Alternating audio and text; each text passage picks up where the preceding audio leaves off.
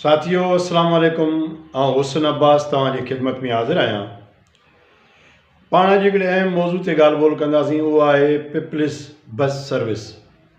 Peoples bus service Sindh में peoples party जे तरफ़ां ॾिनल हिकिड़ो अज़ीम तोहफ़ो, हिकिड़ो अज़ीम कारनामो आहे।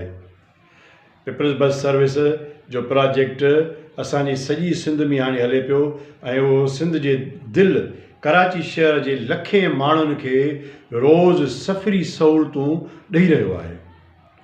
इहो कारनामो जेको चेयरमैन बिलावल भुट्टो ज़रदारी साहिबु ऐं असांजो सीनियर वज़ीर साईं शर्जील इनाम मेमन साहिबु ॾिनो आहे, इन जी जेतिरी तारीफ़ कजे उहा घटि आहे।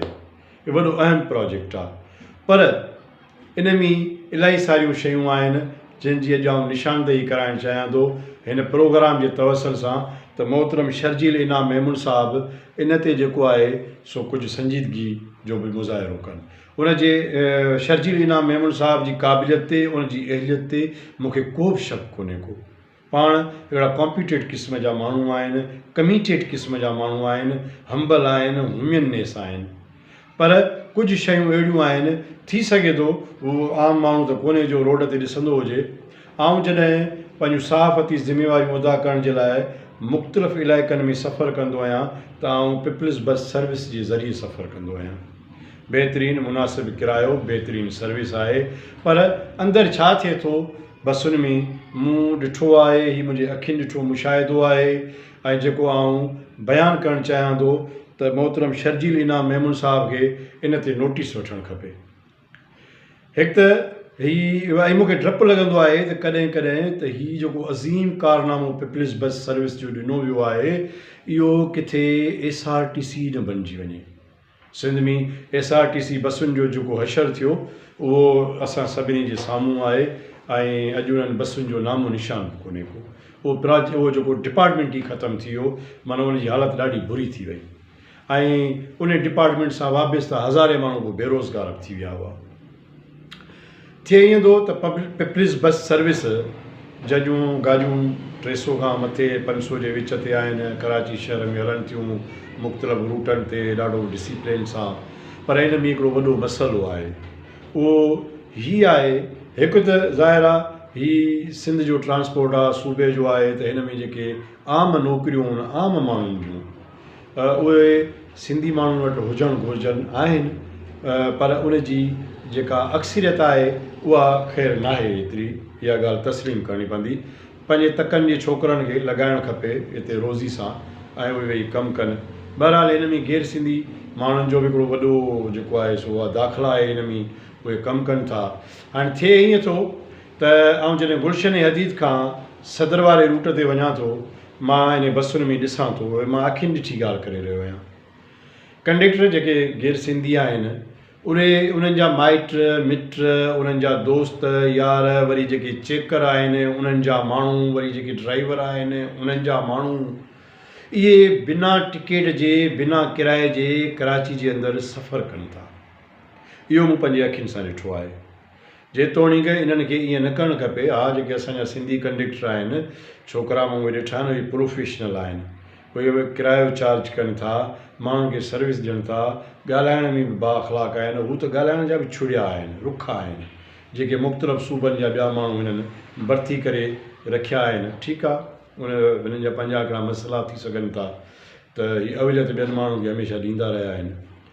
त हीअ उन्हनि रूट ते हज़ारे माण्हू चोरीअ सफ़र कनि था, जॾहिं त पीपल्स बस सर्विस कराची में लखा माण्हुनि खे सफ़री सहूलियत मुहैया करे रही आहे। तमामु वॾो प्रोजेक्ट आहे इहो।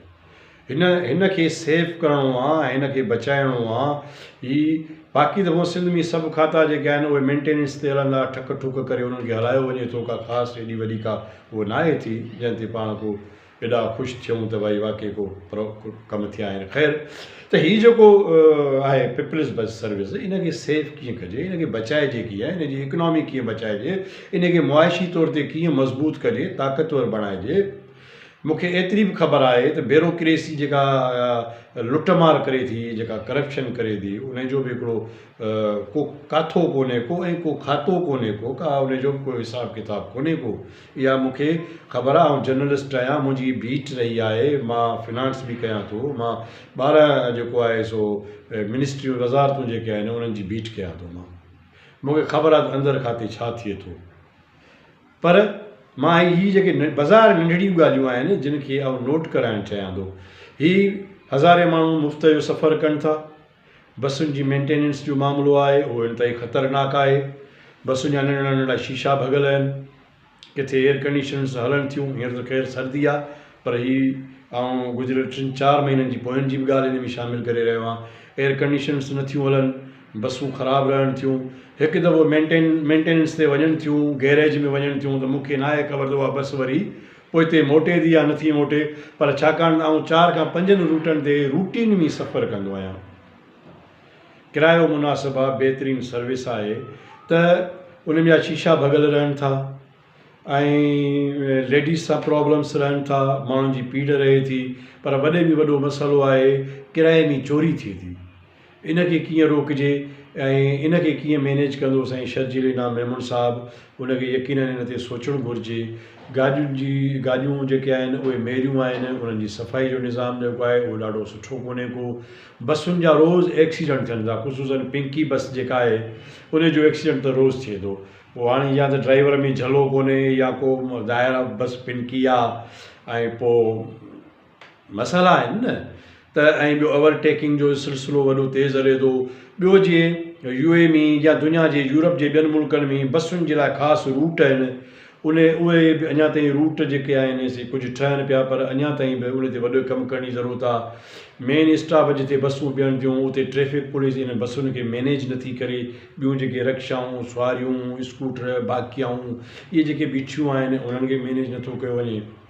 त सुवालु इहो आहे त हिन एॾे वॾे प्रोजेक्ट खे जेको अज़ीम कारनामो आहे इनखे सेव कीअं कंदो, या जेका खाते जे अंदरि करप्शन थी रही आहे उनजो को हिसाबु कोन्हे।